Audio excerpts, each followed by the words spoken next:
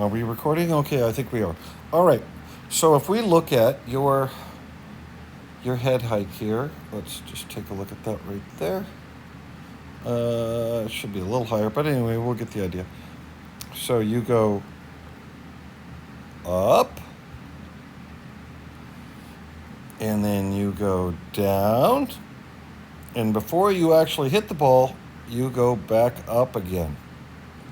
So that happens because you're actually swinging the club in this direction, downward compared to your body. And what we need to do is actually swing the club this direction, which would be more perpendicular to your spine angle.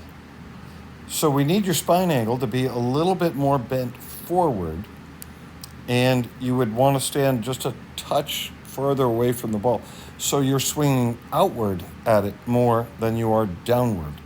And that outward more than downward allows you to apply the gas and the brake much better than what you're doing here, which is a vertical sensation, which is sending you downward and upward, which is also giving you what we call early extension. Your butt moves toward the golf ball through impact because it has to.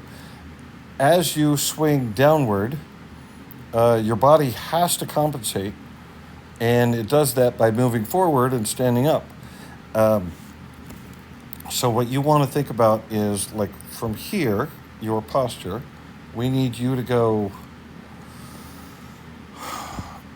okay, let's clear this. We need your butt back a little bit, so I'm going to try to draw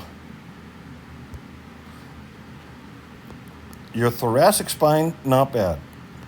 It's your legs that are actually creating the problem. So we need your legs to go a little bit more this way and then back that way, so you create a little bit more vertical posture where you're not leaning so far forward. Because as you lean forward, of course, the minute you swing that way, you have to correct your posture and correct your balance by leaning backwards, which moves your hips forward. Anyway, so we need to get that whole thing moving backward more that way, so you're more balanced on your feet between your heels and your toes, instead of just being more leaning on your toes.